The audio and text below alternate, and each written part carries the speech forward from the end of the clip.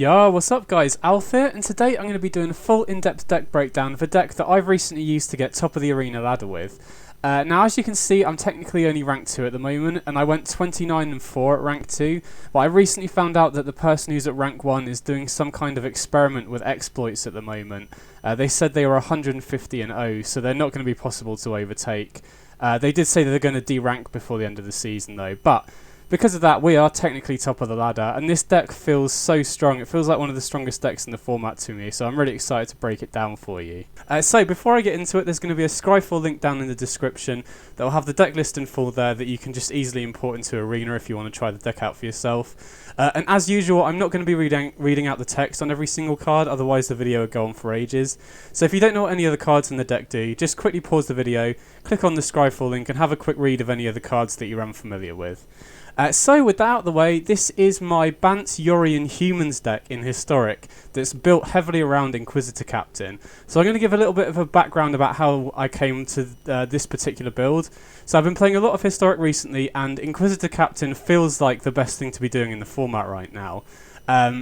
Now, Inquisitor Captain is a 4-mana 3/3 with Vigilance, and when it enters the battlefield, if there are 20 or more creatures with mana value 3 or less in our library, hand, and graveyard, then we get given 2 of those creatures at random, and we get to pick one to put onto the battlefield. So, at a base rate, this is kind of comparable to Collected Company, which is already one of the best cards in the format.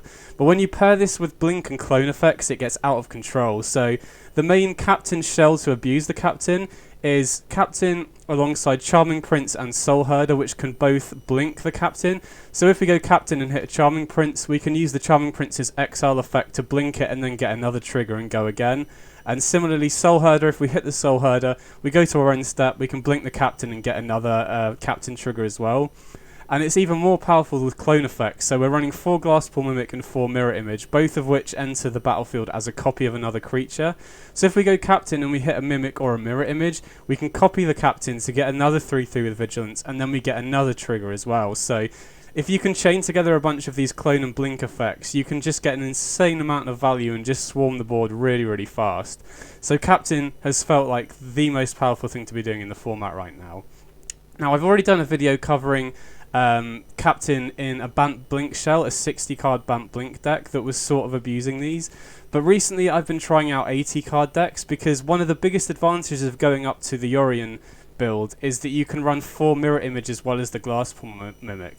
So in my 60 card deck I was running Captain with Charming Prince, Soul Herder and Glasspool Mimic, but I don't think you can really afford to be running Mirror Image as well in a 60 card deck, just because there isn't really enough room. You'd have to cut really important cards in order to fit the Mirror Image in. And while the clone effects aren't that bad to draw, they're pretty bad to draw in multiples, and in a 60 card deck, if 8 of your creatures are clone effects, it can lead to some really awkward hands where you just have a bunch of clones, and that can lead to really awkward situations, especially if you only have 1 creature on the battlefield, because if you play a clone with just 1 creature and the opponent removes it, the clone just dies immediately. So one of the advantages of running the Yorion build is you can afford to run the full package of 4 Mirror Image and 4 Glasspool Mimic, which makes your Captains way more explosive, because the chances of you chaining together a bunch of clone and blink effects off your Captain is way higher. And the other really big advantage of playing Inquisitor Captain in an 80 card deck rather than a 60 card deck is that you can run way more creatures with mana value 3 or less. So in this deck, I think we've got 40 creatures with mana value 3 or less, whereas in the 60 card build I was running there were only 29.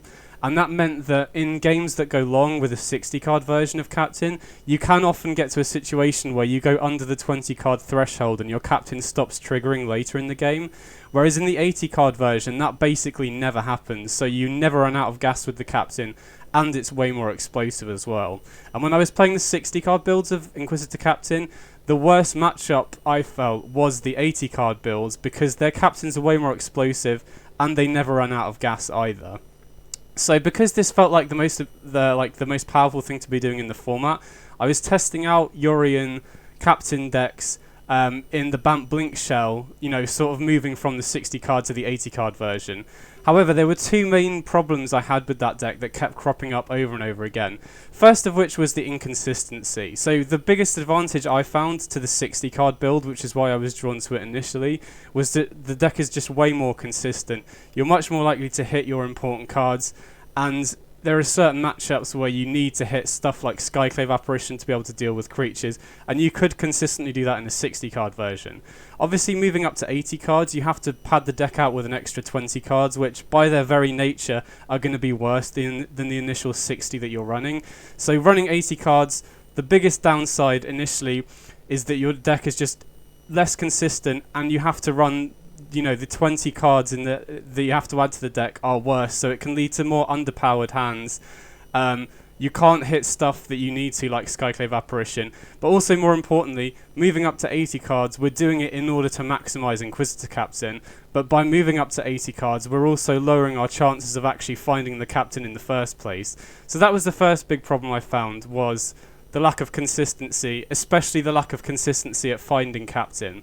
Now, we do have ways to tutor up the Captain, first of which is Grizzled Huntmaster. So this is a 3-mana 4/3, and when it enters the battlefield, we can exile a creature or multiple copies of that creature from our hand and replace them with copies of creatures from our sideboard.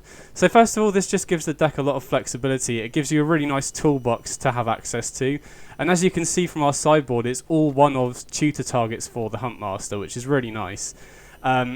As you can see, we're only running 3 Captain in the main deck, and the main reason for that is because we've got 1 in the sideboard that we can pull off the Huntmaster. So I'm going to explain what all the one-ofs are for a little bit later in the video when I go through the sideboard. But Huntmaster just acts as another way for us to grab the Captain, which is really nice. So with Huntmaster, we essentially have 7 ways of grabbing the Captain from our main deck. Second of all, we have Neoform in the deck, which is... This card is overperformed for me in all of the Captain shells I've played. So, first of all, it just allows us to sack any of our 3-drops to find the Captain in the first place. But it also allows us to run a bunch of one-ofs. It allows us to just dig for exactly what we need. Neoform has just been such a sick card in these decks, especially because most of the cards that you want to run alongside Captain have nice enter the battlefield triggers. So you're running Captain alongside stuff like Skyclave Apparition and Elite Spellbinder, which get you value immediately when you play it. So Neoform has been really crucial at finding the Captain. However, in an 80 card deck, I didn't really feel like these two were enough to consistently find a Captain, when the reason that we're moving up to 80 cards is to maximise the Captain in the first place. So when I was running the Bant Blink shells, I did test out Faunus Shaman, which was kind of the next best option in terms of tutoring. However, the biggest problem with Faunus Shaman is it's just so vulnerable to removal. You know, it doesn't give you value immediately when you play it like the Huntmaster, and also, even when it does survive, which doesn't happen very often, you have to pay a mana before you get to play the card anyway.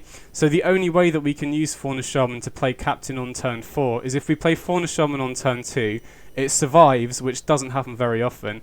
Then we have to activate it on turn 3 to grab it for turn 4 to play. So Faunus Shaman just felt way too inconsistent and a little bit clunky to use anyway.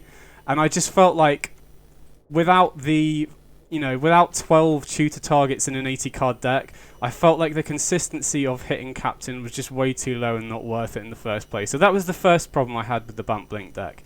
The second big problem I had with the Bant Blink deck, and this isn't really exclusive to the 80 card build, it's just the deck in general, is that it just felt way too slow to apply pressure. Now don't get me wrong, I think the Bant Blink deck is absolutely tier 1 at the moment because of the Captain shell, but I feel like the way the deck is set up, you know, the only 1-drops that even the 80 card version runs is stuff like Llanowar Elves or Gilded Goose, which are pretty bad draws in the late game anyway.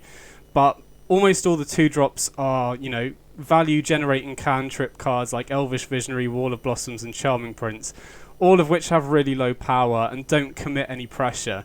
So the way the Bant Blink deck works is it will normally just generate value in the first few turns, but it won't start really applying pressure until turns 4, 5 or 6 when you get to your Captain or you start generating value with your Soul Herder, etc. So I feel like that causes problems at both ends of the spectrum, because against the really low to the ground, fast aggressive decks, because you're not applying, or because you're not presenting many stats in the early game, you really have to rely on Skyclave Apparition as removal in order to stabilize. You know, the main way that the Bant Blink deck beats the aggressive decks is by tutoring for Skyclave Apparition and then trying to set up Apparition plus Soul Herder. And obviously that presents a big problem in an 80 card deck, because you're much less likely to find your Skyclave Apparitions and Soul Herders, which just means that it's way easier to get run over by the aggressive decks, because you can't trade off in combat because you're not putting enough stats on the board in the early game. And if you can't find your apparition, the deck's just too slow at stabilising. And then at the other end of the spectrum, against the late game decks like Control, Combo, even Ramp decks, you know, those do feel like some of the worst matchups, and I feel like a big reason for that is because the deck just doesn't apply enough pressure in the early game, which gives decks like Control and combo decks like Indomitable Creativity time to set up their game plan. And so those were the two main problems I had with the deck, really. And to be honest, the main reason that the Bant Blink deck is tier 1 at the moment is because of the Captain plus the Clone and Blink shell. You know, before Alchemy was released, the Blink decks were tier 2 at best, probably even lower than that, to be honest. And so the real power of that deck lies in the Captain plus the Clone and Blink, you know, Soul Herder, Charming Prince, Mimic, Mirror Image shell. And so I started looking for other shells to play Captain in, and after testing quite a few different ideas out, Humans feels like the perfect pairing for that, and also really helps to solve those two problems I was having with the Bant Blink deck. So first of all, Humans synergizes really nicely with the Captain package anyway, because Inquisitor Captain, Charming Prince and Grizzled Huntmaster are all humans anyway, so that synergizes with all the human synergies that we've got going on. Soul Herder obviously isn't a human itself, but all of the humans that we'd want to run in this deck, or the majority of them anyway, have really nice enter the battlefield triggers. So stuff like, you know, Thraben Inspector, Ambitious Farmhand, Evangel, Thalia's Lieutenant, Elite Spellbinder, Ranger Captain. These are all cards that have really nice enter the battlefield triggers that we can abuse with Soul Herder. So even though Soul Herder itself isn't a human, it works really well with the humans that we want to be running anyway. And then similarly with the clone effects, you know, obviously they're mainly here to use with Captain, but because we have a bunch of humans with nice enter the battlefield triggers, we can use these to copy them as well, which gives them a lot of value as well. So I feel like the Captain package, which is where the real power lies, synergizes really well with the humans that we want to be running anyway. And in terms of the two problems I was having with the Blink deck, the second problem, obviously Humans is an aggressive archetype, so running Humans does apply pressure in the early game and really helps us both to put stats on the board in the early game so we don't have to rely on stuff like Skyclave Apparition against creature decks because we can just trade off stuff in combat. And it also improves the matchups against Control, Combo, and, you know, ramp decks, even though they're not very popular, I was struggling with the Bant Blink deck against stuff that's ramping into, you know, Ugins and Ulamogs because they just go way over the top and can sweep the board with what we're doing. So by running Humans, because we can get stats down in the early game, it doesn't give the Control decks as much time to set up and stabilize against us. And then the first problem I was having with the lack of consistency and the lack of being able to find Inquisitor Captain, running Humans allows us to run Pyre of Heroes, which fits that sort of that slot that I was looking at Fauna Shaman for, and I've been really impressed with Pyre of Heroes. So it's a 2-mana artifact, and we can pay 2 and tap it and sacrifice a human to search our library for a human with one higher mana value than the creature that we sacrifice. So it basically works as a repeatable Neo form, but just works with our humans. So first of all, the biggest advantage of this is that it allows us to more consistently get Inquisitor Captain. We can sacrifice any of our 3-drop humans to get the Captain, but outside of that, it also allows us to tutor up any of the 1-ofs. It allows us to tutor up a lot of the, you know, we have a lot of nice enter the battlefield triggers on humans that we can tutor up for. And even outside of getting Captain, a really nice play that I commonly do with Pyre of Heroes is we can sacrifice one of our 2-drops to get a Grizzled Huntmaster. Then we can exile one of the creatures from our hands to grab a Captain into our hand from the sideboard. And then on top of that, we can sacrifice the Huntmaster to the Pyre of Heroes to get a Captain the following turn as well. So just by having Pyre of Heroes and a 2-drop, we can use the Pyre to set up 2 Inquisitor Captains for the following turn, which is so powerful. And it also pairs nicely with Neoform because it's another way that we can access the 1-ofs that we have in the deck. So I feel like running Humans allows us to apply pressure, which helps a lot of matchups, and Pyre of Heroes allows us to run an 80-card deck, which allows us to run the full Captain package, and we can consistently tutor it up as well between the Huntmaster, the Neoform, or the Pyre of Heroes. So that's how I've sort of come to the deck. Now I'm just going to go through and explain what all the individual cards are here for. So starting off at the 1-drop slot, 4 copies of Esper Sentinel, absolute staple in all the Humans decks, and it's one of the best 1-drops in the format for sure. So it basically either just buys us tempo or draws us cards against decks that are running non-creatures, which is basically every deck in the format. And we can also boost its power with Thalia's Lieutenant. So Sentinel, just absolute staple in all the humans decks and one of the best cards in the format. And again, it just really helps in, you know, matchups where the Bant Blink deck would struggle, like Control and Indomitable Creativity. It's an all-star in those matchups as well. Then the other 1-drops that we've got, all 1 of tutor targets for Ranger Captain. So Ranger Captain of Eos, 3 mana 3/3, and when it enters the battlefield we get to search our library for a 1-drop. So that's why we're running just 1-ofs for the rest of it, because it gives us a nice little toolbox that we can grab off the Ranger Captain. Don't forget about the secondary ability of the Ranger Captain either, because being able to sack this to stop the opponent playing non-creature spells that turn. If we set a stop during our opponent's upkeep and we sack it at the start of their turn, it stops control decks playing sweepers and planeswalkers. It stops combo decks going off for a turn, and it also stops decks like Auras and Is It Phoenix chaining together a bunch of instants and sorceries to get back their Phoenixes, or put Auras on their creatures. So don't forget about the secondary ability on this, because it can single-handedly win you a bunch of games. But the primary ability is being able to tutor up the 1-drops, and you know, it synergizes really well with the blink stuff. We can repeatedly blink the Ranger Captain to get more 1-drops. But in terms of the toolbox that we've got here, 1 copy of Dauntless Bodyguard, just as a way to protect our other creatures. You know, if we have a creature that we want to protect, like maybe a Soul Herder, or if we're worried about a sweeper, we can grab the Bodyguard and protect the creature that we want to survive the sweeper. So Bodyguard, really important protection. 1 copy of Giant Killer in order to kill big creatures. So there's a bunch of decks that are running must-kill big creatures, like Niv running Niv Mizzet, Territorial Karvu, Jund Food running Korvold, the Serra's Emissary creativity decks, obviously using creativity to get Serra's Emissary out. We have a main deck way to kill that by going Ranger Captain, Giant Killer, and there are also a bunch of other big creatures lying around in the format. You know, Affinity runs stuff like Nettle Cyst, which can get out of control really quickly. So Giant Killer, really nice utility off the Ranger Captain. And then finally, Thraben Inspector. Creates a clue when it enters the battlefield, so just a good card to grab when we need to draw cards and keep the cards flowing. And again, like the Ranger Captain, it synergizes with all our blink stuff as well, because we can keep blinking this to just keep creating clues to keep the cards flowing as the game goes on. Then the 2-drop slot, we got 1 copy of Ambitious Farmhand, so it grabs us a plains when it enters the battlefield.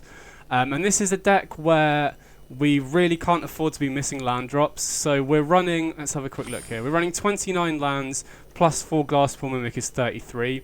Now in a Yorion deck, 32 lands is the equivalent of 24 lands in a 60 card deck, but like I said, this is a deck where we really can't afford to be missing land drops, and we have a bunch of ways to mitigate flood as well. So we're a deck that we would much rather flood out than be missing land drops, and Farmhand really helps with that, because it's a creature, you know, and a human, so it helps us be able to use our Neoform and Pyre of Heroes in the early game, but it also helps us make sure that we're not missing land drops. You know, we've got Yorion, Pyre of Heroes, Ranger Captain, and Huntmaster, all of which are great mana sinks.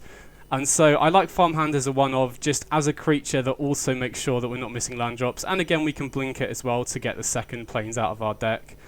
But this is definitely a card that has pretty severe diminishing returns. You never really want to draw multiples of this, so 1-of is nice, and we can also tutor it off the Neoform or Pyre of Heroes if we're missing land drops. Just, you know, sack one of our 1-drops to grab a Farmhand to make sure that we're hitting our planes. Then we've got 1 copy of Sigardian Evangel. So this is a really nice tutor target as well, because if the game's gone long and we have a bunch of mana available, we can sacrifice one of our 1-drops with either Neoform or Pyre of Heroes, get an Evangel to tap down an opponent's creature, and then we can just keep playing the copies that we get off it to tap down our opponent's whole board. So this is a really nice card to have in the deck if we're, you know, if both players have a lot of creatures and we have a lot of mana available, we can just sack one of our 1-drops and just tap down the opponent's whole board and put a bunch of 3/1s into play. So Sigardian Evangel, really nice tutor target. Then Thalia's Lieutenant. This is another card that both helps us to apply pressure in the early game by putting a bunch of stats on the board, but it also synergizes really, really well with Inquisitor Captain. So, you know, one of the sickest plays that this deck can do is go Captain, hit a bunch of clone and blink effects, and then end on a Thalia's Lieutenant, and it will boost the power of all of the captains and all of the other humans that we have on the battlefield. And also vice versa, if we play Thalia's Lieutenant before the Captain, if we go Thalia's Lieutenant on turn 2 and then Captain on turn 4, the Lieutenant will grow really quickly if we hit a bunch of captains into into clone and blink effects as well. So Lieutenant helps us both apply pressure, but also makes Captain super explosive by putting a bunch of stats on the board really quickly. Then Neoform and Pyro of Heroes I've already talked about, just helps us to find Captain and also helps us to dig for whatever we need. 3 drops, we've got 1 copy of Brutal Cathar and 1 copy of Elite Spellbinder. So these are both one of tutor targets. So Brutal Cathar is just good generic removal against creatures. Now for the most part it's not as good as Skyclave Apparition, but Apparition unfortunately isn't a human, so we need to be running Cathar as a tutor target off Pyre of Heroes if we need removal. Cathar is also better than Apparition in situations where we need to exile a token, because Apparition obviously can't hit tokens. And additionally, one other upside of Brutal Cathar is that it does give us a way to kill Hushbringer. So Hushbringer is a card that really shuts down our deck because it stops all of our Enter the Battlefield triggers. But running Brutal Cathar gives us a way to beat that, because if we get Cathar on the battlefield and then we can make it go to night and then day again, we get the exile effect off the Cathar. So even though it is a little bit slow, it does give us a main deck way through Neoform or Pyre of Heroes to deal with Hushbringer, which is really nice. Then Spellbinder, really good against both control and combo, just hitting the opponent's sweeper or key combo piece in their hand. So really nice to be able to tutor off Neoform or Pyre of Heroes, and then we can obviously blink it with our Soul Herder or Charming Prince as well. Already talked about Ranger Captain, but really nice card. One of Skyclave Apparition to be able to hit off the Neoform. So Apparition is a really important card, and to be honest I have been tempted looking into going up to 3 of this card, because there are certain decks where even though we're running an aggressive early game, Apparition is necessary. So against a deck like Merfolk for example, where if they can get a bunch of Lord effects, or if they can hit a Master of the Pearl Trident while we have a Hallowed Fountain on the battlefield, we kind of need to dig for Apparition. And then matchups like Angels as well, where our aggressive strategy might not be able to get us there because of the sheer amount of life they can gain. Then those are both matchups where we probably want to be looking to run more Apparitions, but I'm not really sure what you'd cut to find space in the deck. You know, I was considering cutting Thraben Inspector and Ambitious Farmhand for the extra 2 copies of Apparition. You know, we've got the 4th copy in the sideboard, but I felt at that point if you start cutting cheap humans, then your curve is a little bit slower, which runs into the same sort of problems I was having with the Bant Blink deck. And also your Thalia's Lieutenant and Pyre of Heroes become worse because you're running less cheap humans as well. So I'm not sure. I think if decks like Merfolk and Angels, where you kind of need the Apparition even though you're slightly more aggressive, become more popular, then I could see going up to 3 copies in the main. But for now I like the one of. You know, you need at least 1 to be able to tutor off the Neoform. Glassball Mimic and Mirror Image I've already talked about. Same thing with Huntmaster and Soul Herder. And then Captain, key card in the deck, obviously only running 3 because we got the 4th one in the sideboard. Then mana base wise, like I said, we've got 29 lands, plus the Glassball Mimic is 33. We can dig for lands with Charming Prince and Ambitious Farmhand as well. So the main thing is that we're hitting our 4th land drop on time, and you know, as the game goes on, we want to be hitting 5th, 6th, 7th land drop as well. Yorion is another way to mitigate flood in the deck, so I've been really liking the mana base. In terms of the actual lands that we're running, I'm avoiding running check lands in this deck because, you know, I feel like there aren't enough you know, forests or plains in order to make check lands like Sunpetal Grove enter untapped on turn 2. You know, I was initially running Glacial Fortress, but we're having to run Pathways because we want untapped lands as well. So I think I like the current configuration because we need double green for Huntmaster on turn 3. We need double white for Ranger Captain and Apparition. So we do need to run a lot of dual lands, but we also want them entering untapped as often as possible. So this current configuration has been a nice compromise between hitting all the colours when we need and all of our lands entering untapped as often as possible. And then finally, the last advantage of running an 80 card deck is Yorion itself.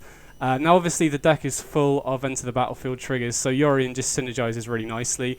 But in terms of being able to go over the top of what the opponent's doing, Yorion plus Inquisitor Captain is so powerful, and it also just gives us something, you know, we've always got something to do with our mana later in the game with Yorion. So the final advantage of going to 80 cards, apart from making Captain really explosive and less likely to draw the clone effects, is Yorion itself. And Yorion has won a bunch of games for me out of this deck as well. So So that's the main deck. I've been really happy with how it's been performing.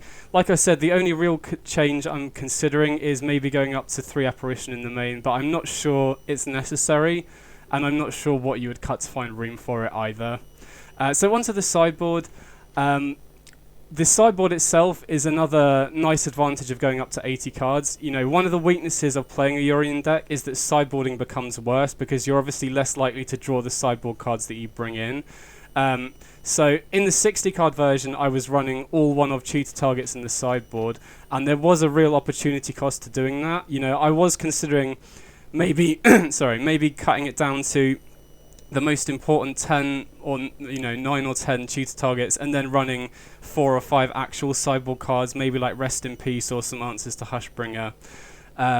However, in an 80 card deck, where you're much less likely to draw whatever you sideboard in anyway, there's much less of an opportunity cost to running all one-ofs in the sideboard. So that's another slight advantage of going up to 80 cards, that you can more confidently run just all tutor targets because actual sideboard cards that you bring in don't have as much impact because you're less likely to draw them. So in terms of the one-ofs, we've got 1 copy of Giant Killer, really important to be able to kill big creatures, especially important against the creativity decks to give us an out to kill the Sarah's Emissary.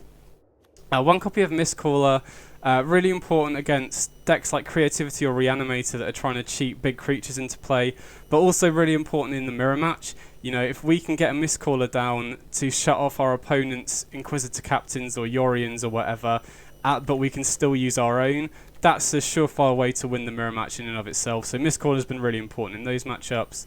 Skyclave Apparition, just really important removal, and you know, once we grab it we can start blinking it with our Soul Herders and Charming Princes as well. So Apparition, really need this in the sideboard as a tutor target. 1 Archon of Absolution, really strong against other humans decks, and also surprisingly good against the Bant Blink decks as well, because the majority of their removal is white, so it's actually really difficult for them to beat that. Additionally, I've also found this very useful against decks like Angels, where with Righteous Valkyrie they can get a bunch of power into play really quickly, so Archon of Absolution can just work as a way to stabilize against them while we try and set up other cards to be able to take the game back, because they can tend to out-tempo us because we don't have many flying blockers or creatures with reach. Obviously the 4th Captain here, just to be able to tutor off the Huntmaster, most important card in the deck. 1 copy of Shifting Ceratops. So this is actually a change I've made since I recorded the gameplay footage that I'll show in a minute. I was originally running Toski in this slot because I felt like in a human shell Toski might be more impactful, because our deck, you know, against control, the biggest weakness of our deck is to sweepers, and Toski survives sweepers. But I just found so many situations against control where if I have an empty board and I grab Toski, they can just, you know, a lot of the control decks are running strict Proctor right now, so they can just play that and block. They can create Shark tokens and block as well. So I just felt like Toski was kind of good when we were already ahead, and Ceratops is a better option when we're behind. So I'd much rather have the option to be able to win those games where we're behind by grabbing the Ceratops. And I absolutely do think that you need at least 1 creature in the wish board that you can dodge counter spells with, because if you can get Huntmaster into play and you grab a card from your sideboard, if that card you've grabbed from your sideboard then gets countered, then it's kind of defeats the whole point in the first place. So Ceratops really important against the control decks, and also good against the mono blue tempo decks as well. 1 Skyclave Cleric. First of all, as a tutorable land, you know, that's the main reason that we're going to be able to grab this. Like I said, missing land drops in this deck is absolutely brutal. So to be able to go Huntmaster on turn 3, or even Huntmaster on turn 4, and just grab a land to make sure that we do keep hitting our lands is really important. And also, I have been in a few situations where I've used Huntmaster and I've only had 2 mana available, and I just need to gain a little bit of life against decks that have good reach. We can grab the Skyclave Cleric there just as a little bit of a life buffer, and we can blink this with our blink effects as well. 1 copy of Deputy of Detention, mainly here to kill tokens. So against a deck like the Selesnya Heliod Company deck, we can use this after the opponent's comboed off to exile all their squirrels. We can use it against goblins to exile all their Krenko tokens. We can use it against, you know, if we're blinking Apparition and the opponent's getting a bunch of illusion tokens, we can use Deputy to remove them as well. And just if we need generic removal, it's good as well. If we're against a deck that's running Planeswalkers, we don't really have any other clean ways to deal with Planeswalkers, so we can grab a Deputy there just to exile it. So just generically good removal and really useful. One copy of Knight of Autumn, mainly as a tutorable way to kill artifacts and enchantments. Now, Apparition can kill most artifacts and enchantments, but the advantage of Knight of Autumn is, firstly, when it dies, the opponent won't get an illusion token. And there are also some important to kill artifacts and enchantments that Apparition can't kill, like Bolus's Citadel or Torrential Gearhulk, for example. And then finally, the ability to gain 4 life on this is really important. You know, similar to Charming Prince, there are a lot of decks in the format right now that can punish you for stabilizing at a low life total. So being able to grab Knight of Autumn, gain 4 life, and then maybe set up Soul Herder just to keep blinking it and gaining life is really important. One Arastra of the Endless Web. This is here pretty much exclusively for the Phoenix matchup. Like I said with Archon of Absolution, this deck doesn't really have many flying blockers or creatures with reach. So against Phoenix, one of the ways that we can lose is, even once we've stabilized, if they can get back multiple Phoenixes from the graveyard, they can just win out of nowhere. So grabbing Arastra in those situations really helps at just being able to produce multiple blockers with reach to make sure that we don't just get cheesed out by a bunch of Phoenixes coming back from the yard. One copy of Yasharn. You kind of need this here for the sacrifice decks. And it does shut down pretty much their whole deck until they can find an answer. And one of the great things about Huntmaster is we can generate multiple copies of the 1/11s from our sideboard. So even if Yasharn does die, we can keep grabbing it with the Huntmaster to keep shutting their deck down. One Realm Cloak Giant as a tutorable sweeper. So this is really important, firstly against the Serra's Emissary creativity decks, because if they creativity for X equals 2 and they name creature an instant, we can no longer kill the emissaries with Giant Killer. So Realm Cloak Giant provides us an out in those situations. And there are also some situations where the opponent just goes too wide too quickly, you know, against a deck like Elves or against a Bant Blink Mirror where the opponent's gone really wide with Inquisitor Captain. Realm Cloak Giant just gives us a really nice way to reset the board and then set up our advantage from there. One copy of Coma, first of all, as just a way to completely shut the game out against control. If we have Grizzled Huntmaster, when we have access to 7 lands between our battlefield and our hands, Coma's a great choice to get, because unless they have removal the turn we play Coma, it will just run away with the game. And also just in general, I wanted a card that will just win the game by itself against the grindier matchups. You know, we'll pretty easily get to 7 mana against other grindy decks, and being able to go Huntmaster, grab a Coma, that can win the game by itself against a bunch of decks like Niv Mizzet, for example. And then finally, one copy of Voracious Hydra. This is here pretty much exclusively in order to kill opposing Archon of Absolutions. Now, Archon is a card that's good against the Bant Blink decks anyway, and now we're obviously going humans as well, so we're even more susceptible to the Archon. So I feel like running Voracious Hydra as just a way to kill Archon is really important, because outside of that, the only way that we have of beating Archon is either attacking around it, which is really difficult unless we're already ahead, or Realm Cloak Giant to sweep the board, which isn't ideal in a deck where we go wide. So Voracious Hydra, just a tutorable way to deal with the Archon of Absolution. So that's the deck. If you've got any questions at all, drop me a comment. And now I've just got 3 matches that I was playing on the arena ladder so you guys can see the deck in action. Hope you enjoy. Okay, sweet, here we go. Sweet, so we get to go first. I don't think we can keep this because we've got all tap lands. I mean, this... we need help off the top of the deck, but I think we can keep this because we've got, you know, Sentinel into Lieutenant.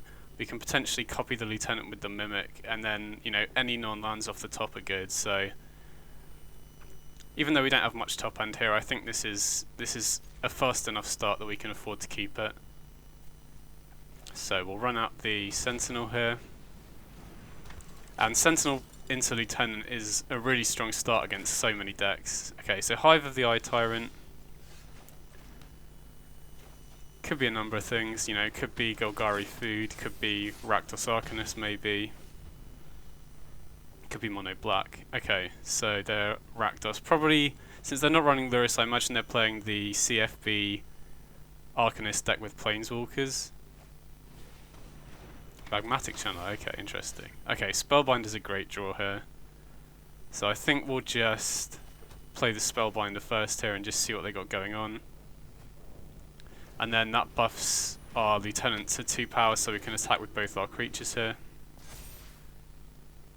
Okay, interesting. So I think probably take the Unholy Heat here because that will make the Unholy Heat cost 3 mana, and then if they pay for the Unholy Heat, that'll tap them out so they won't be able to use any discard spells. So if they Unholy Heat the Spellbinder, we can then mirror image the Lieutenant, and if they Unholy Heat the Lieutenant or the Sentinel, we can copy the Spellbinder.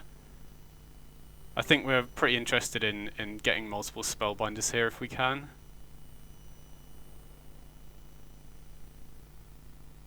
And since they... okay. I was going to say, since they played a red land, they're almost certainly going to be playing the Unholy Heat here, because they'd play that black land and maybe double Inquisition otherwise. Okay, so land. So I think we'll definitely play the Mirror Image first here, because Glasspool Mimic is just strictly better, because we can play it as a land if we need. So we'll copy the Spellbinder here, see what they drew. Okay, didn't draw anything new, so I think we'll take the Croxer here.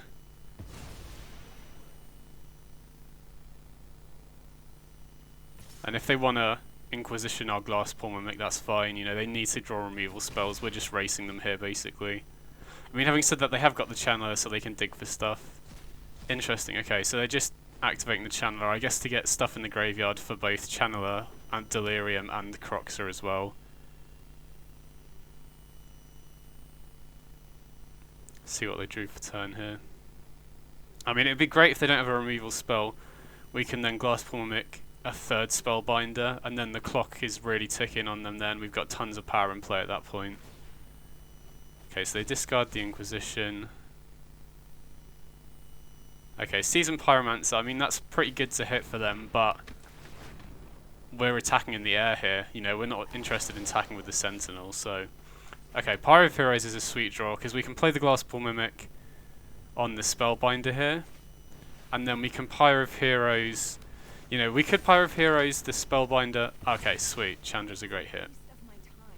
We could Pyro of Heroes the Spellbinder into a Captain, but honestly we don't want to get rid of the Spellbinders here, so we could, next turn, we can Pyro of Heroes the Sentinel into a Thalis Lieutenant and turn all these Spellbinders into 4/4s. So even if they have removal here, we'll still win. You know, if they have a way to kill one of the Spellbinders, we can just pod that Sentinel away to a Thalis Lieutenant, and then we got 8 power in play. Yeah, sweet, so they do have the Fatal Push. So we should win here then. We just pod away this Sentinel for a Lieutenant. Yeah, this is an unusual game. You don't normally win in this deck with your one-off Spellbinders, but worked out well. Oh, sweet. We drew a Lieutenant as well. Okay, sweet. So we can make our Spellbinders 5/5s. Yeah, nice. So in terms of sideboarding with this deck, the only time you'd really sideboard is if there's stuff in the main deck that isn't effective, but there's also stuff in the sideboard that's better than what you're cutting from the main deck that you wouldn't tutor. So, for example, you know, if I was playing against a deck like Gruul Aggro or Mono Red, for example, I might cut Spellbinder because it's not that great in those matchups for something like a Deputy of Detention, which is a card that's decent against them, but I would never really tutor for it because Apparition is the card that I would always get. So sideboarding you can do, but you need to make sure that whatever you're bringing in isn't something that you would want to tutor for. Okay, so definitely can't keep this because 2 tap lands on the draw. This is better, but we need our 3rd lands here really. So I think we'll keep this and we'll put back the Neo form because we don't have blue mana. And you know, if we draw blue mana, I think we'd rather have the Soul Herder. Okay, so they Inquisition us, so probably losing Lieutenant or Huntmaster here, I'd imagine. Because we don't have the blue mana for Soul Herder, so that's a little ways off. I guess we don't have the 2nd green for Huntmaster either, so...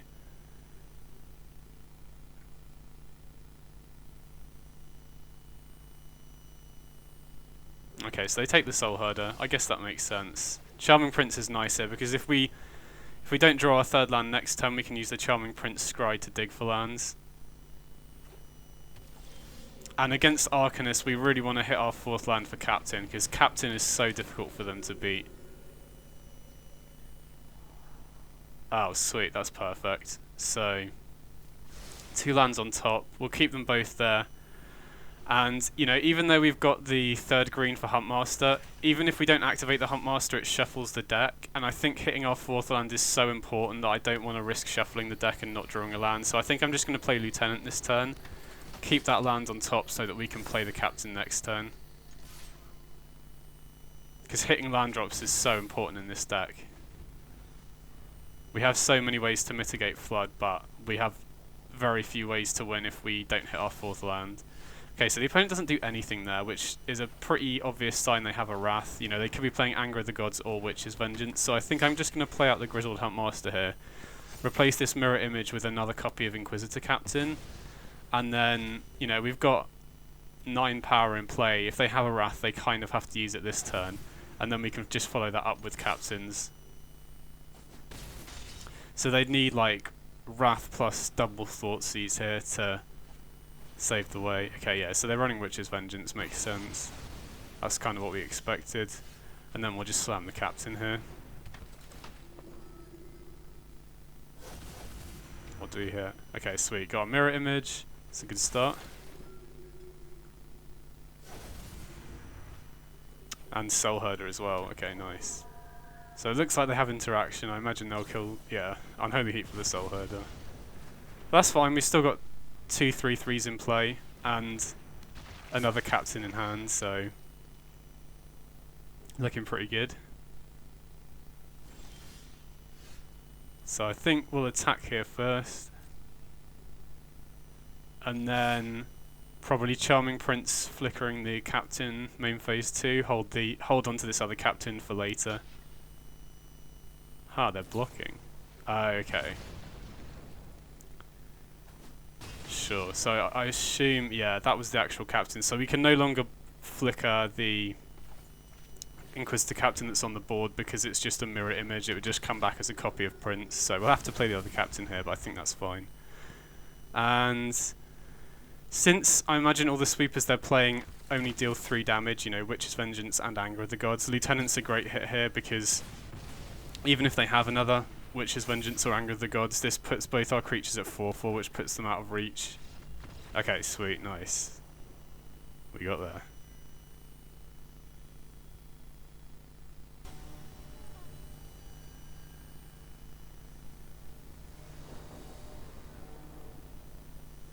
Okay, so going second here. And wow, yeah, this hand is sick. Really nice curve out here. Sentinel into Lieutenant, into Ranger Captain, into potentially Inquisitor Captain is kind of as good a curve out as we can expect. Looting, well, Spy Bluff Canal into looting makes me think they're probably on Phoenix. Discarding double lands is really good to see there. You know, there's a chance they could be on something like Dragonstorm maybe, which is probably a worse matchup, but my guess, my hunch is probably Phoenix here. Okay, Otherworldly Gaze, I mean, that's a card that's running both Dragonstorm and Phoenix, so still not 100% sure, but, you know, my money would be on Phoenix. And Sentinel already putting work in here, making them play off curve.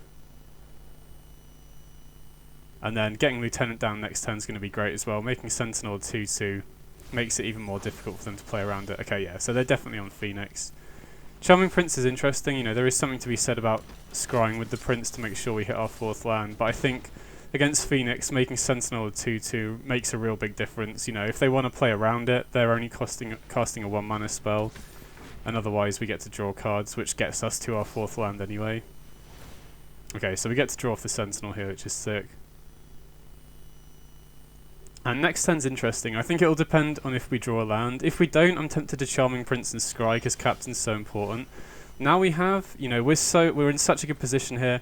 I actually think I'm just going to play the Charming Prince and gain 3 life here, which might seem a bit weird, but I've played so many games against Phoenix where gaining life in the early game can really make a difference towards the end, especially if they can get back a bunch of hasty Phoenixes. You know, I feel like the only way we're going to lose this game is if they can bin, you know, multiple Phoenixes and start attacking with them, and so by playing Charming Prince and gaining life there, we don't pay 2 off the shock land, and we get to gain 3 off the Charming Prince, so it helps to put the game out of reach. And I don't think we're gaining that much by playing Ranger Captain there. So, I mean, we'll see if it makes a difference, but against decks like Phoenix, Mono Red, Gruul, okay, sweet. But yeah, against those sorts of decks where they can deal a bunch of damage in one go, gaining life in the early game when you don't need to scry off Charming Prince actually makes a pretty big difference. So sideboarding, I'm just trying to think if there's something that we wouldn't want to wish for that's better than anything that's in our main deck. Probably not. I mean, I can't really think of anything in our main deck that is that bad in the matchup. You know, one of the cards that I most commonly cut is Spellbinder against aggressive decks, but against Phoenix, you know, we're pretty light on blockers in the air anyway, so I think Spellbinder, just as a 3-1 blocker in the air, is decent. You know, we can trade it off with Dragon's Rage's Channeler if it's got Delirium, something like that. Okay, this hand isn't great, but we could keep this because we've got Sentinel on 1, which means we're kind of likely to be able to draw cards. If we draw our 3rd land, we're fine. We've got Captain.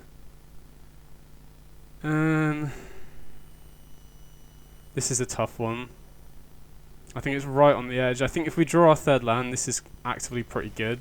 You know, if we can get Soul Herder down into Captain, that's really strong, but this definitely a risk. Not sure if this will pay off or not. Okay, that's a bit rough. We haven't drawn our 3rd land yet. We're definitely going to play Sentinel on 1 here, because any opportunity to draw cards when we're a little light on lands is really important. But yeah, we're keeping this hand mainly on the back of Captain. If we didn't have Captain in our hand, then this hand is actively pretty bad. Grim Lavamancer is kind of scary here. They'll be able to kill our Sentinel pretty quickly, and then if it stays on the battlefield, they'll be able to deal with stuff quite easily as the game goes on, because they fill their graveyards so quickly. Okay, so they're attacking, probably thinking it's a free attack here that I wouldn't block with the Sentinel, but they're going to be able to kill the Sentinel so freely with the Lavamancer anyway that I'd rather take the opportunity to kill it here. Okay, 3rd land is great. We could have played Pyre of Heroes there and played the Glassfall Shore tap next turn, but I think doing it this way means we can guarantee get something on the board. You know, we don't really have anything, well, we don't have anything to pod with the Captain, well, now we do. Sorry, I meant we didn't have anything to pod with the Pyre of Heroes. You know, we can't pod Soul Herder, and we don't have any 5-drop humans, but now we've got the Ranger Captain. We could use the Pyre of Heroes if we draw a land, but interesting what to take here. I think Sentinel's probably the best card in a vacuum, but we could take Giant Killer if we're worried about something like a Crackling Drake or a Storming Entity.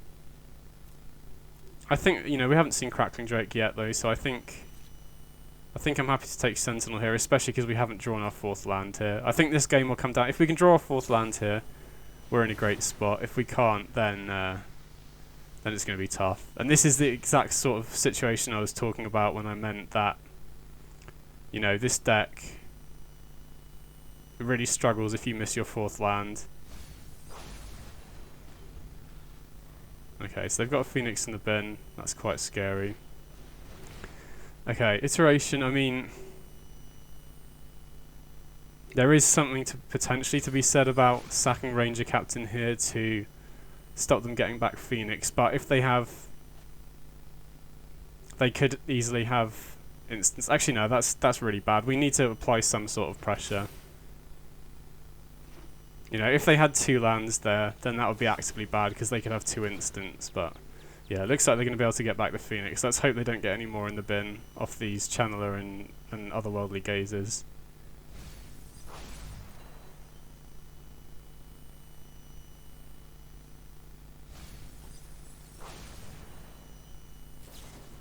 Okay, so they do get the Phoenix back.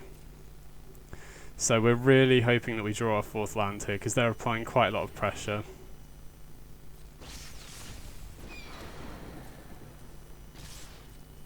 Okay, so we take 6 here.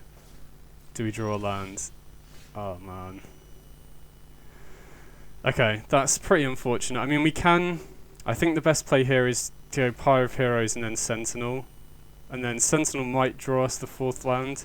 And even if it doesn't, we can use Pyro of Heroes to get Captain out of our deck. We'll attack with the Captain here because, you know, we can't block it because they've got flyers.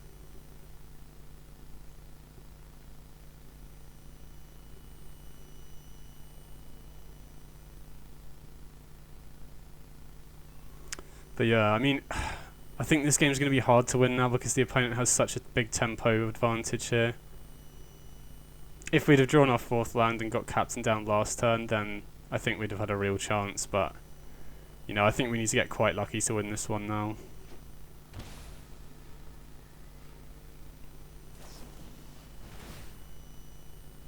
Okay, so they Unholy Heat the Sentinel.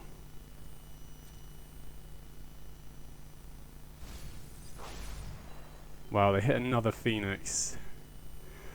Oh man, I think we have to activate the Ranger Captain here because, and then just hope we draw the 4th land, because I don't think we're beating another Phoenix here. If they can bring back, okay, so thankfully they don't get to bring back that Phoenix, but yeah, if they can chain together 3 spells there, and what, they've put us down to 3, there's literally no chance of winning, whereas, okay, I mean, I don't think we're winning this one anyway. But yeah, if we'd hit our 4th land there, there's a chance that we can go Captain into Brutal Cathart or Apparition. So even though we didn't get there, I think that was the right play, sacking the Ranger Captain there, because it gave us an out to be able to win. If they brought back that extra Phoenix, we don't have a chance there. So sideboard-wise, thinking about it, Guardian Evangel is probably not a card that we're going to be doing much with. And Knight of Autumn, we're not going to tutor for it because they don't run any artifacts and enchantments we want to be able to deal with. And gaining 4 life could be really relevant. You know, it's all about the sort of damage tempo against Phoenix. Okay, so this hand is a little bit slow, but on the play and with Captain and Soul Herder, I think we can afford to keep it. You know, we do need a little bit of help off the top of the deck. But worst case scenario, we have 3 turns to draw our 4th land, and if we can go turn 3 Soul Herder into turn 4 Captain, that's pretty good on the play anyway. And if we draw another green source, we can get Huntmaster down and start tutoring for whatever we need. So, okay, sweet, there's the green source, so that's perfect. So playing Soul Herder on turn 3 against Phoenix is kind of sketchy because they're going to have a bunch of cheat removal like Unholy Heat and Shock and stuff like that. So I think we'd much rather play the Huntmaster out here. And, you know, we've already got Captain, so I think this could be a spot where I want to grab Arasta. You know, Arasta is kind of sketchy against, you know, when the opponent is close to or has Delirium, because it does die to Unholy Heat in one shot, but, you know, at the moment they're pretty far away from Delirium, and so Arasta is very good at shoring up the weakness of the deck that we don't have many ways to block flying creatures. If we can get this down and the opponent is forced to chain together some instants or sorceries to get Delirium. Okay, so Healy's an interesting one. But yeah, I feel pretty confident that Arasta is good here.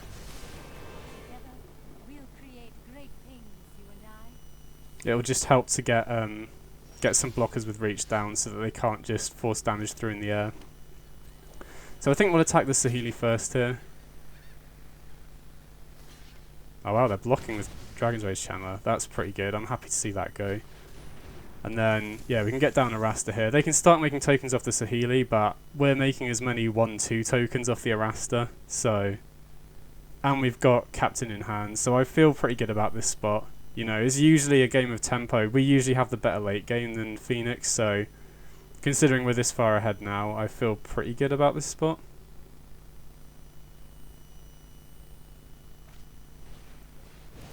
Conductive Current. That's like the new Anger of the Gods, I think.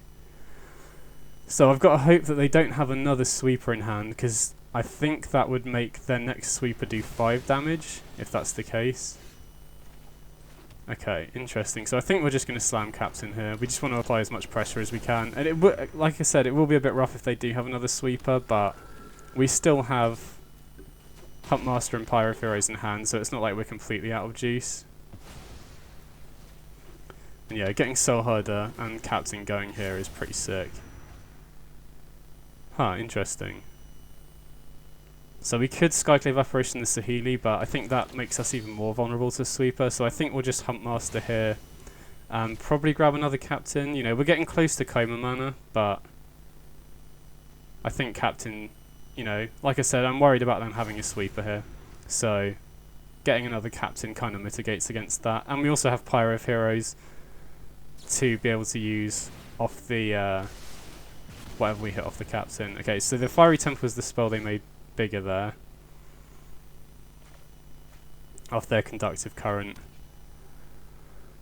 Neo 4, I mean, our hand's pretty stacked here. We have so many options. I think we want to make sure that we kill this Saheeli now while we have the opportunity.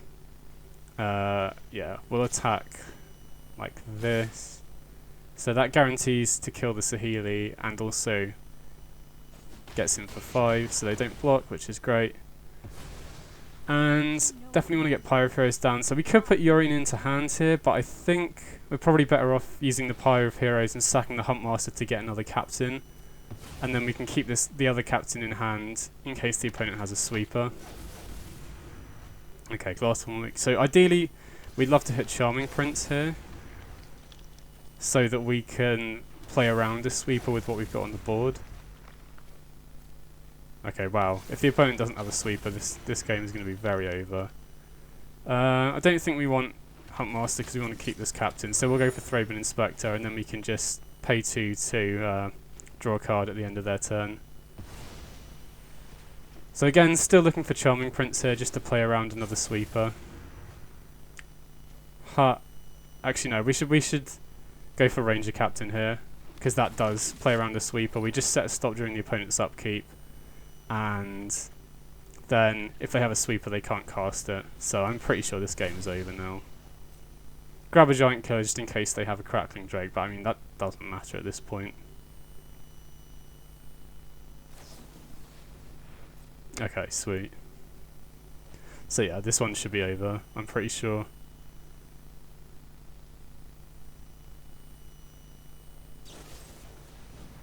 Yeah, that's not going to be enough. I mean, hold on a sec. Do we have lethal here? 3, 6, 9, 12. Yeah, sweet.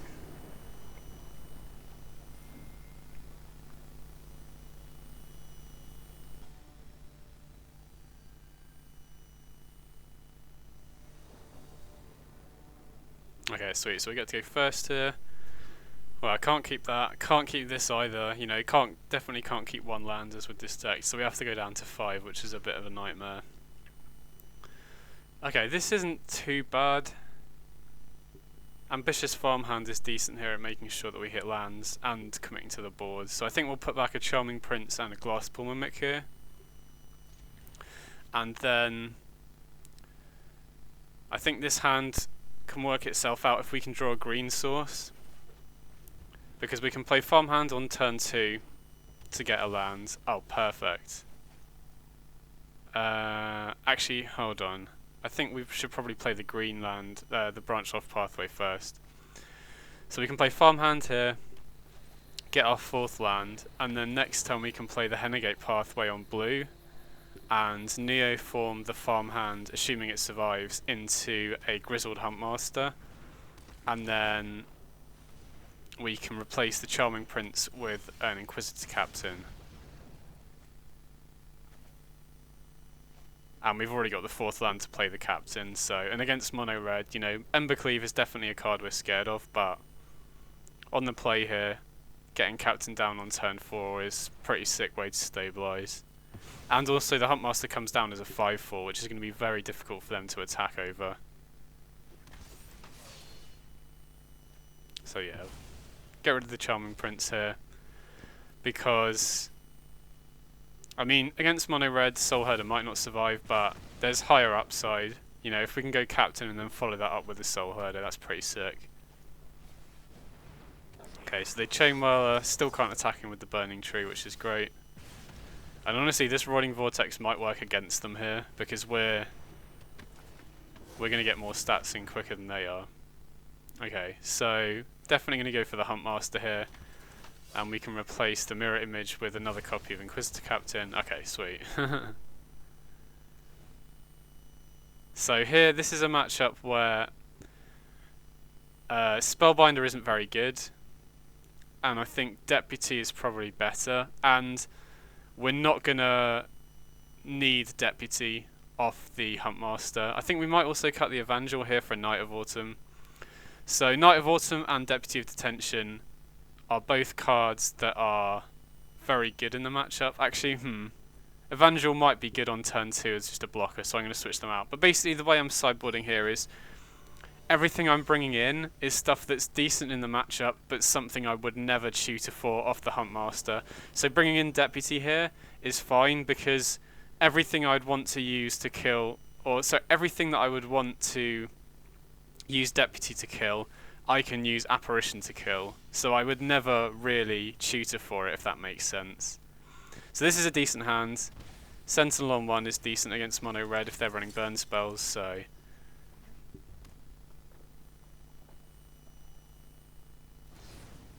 wow, they just give us the card draw. Well, we're happy about that.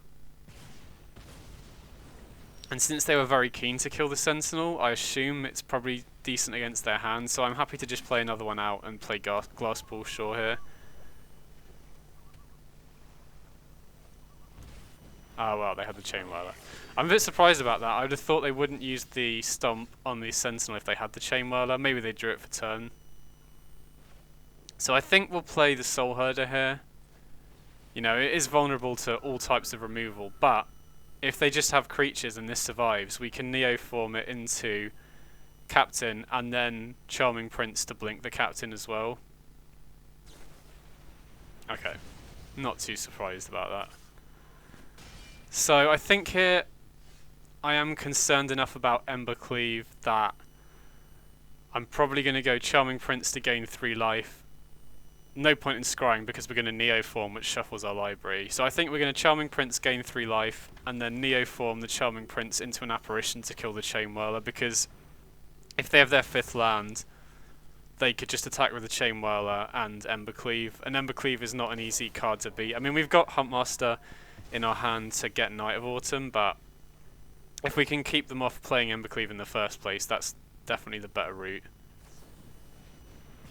Okay, Brittle Blast. So that kills the Apparition. They get a 3/3 token, but we have Huntmaster here to grab an Inquisitor Captain. And then we've still got access to Yorion. You know, this is the advantage, you know, we don't mind having a lot of lands because we can always just put Yorion into hand, and Yorion blinking a Captain is so powerful.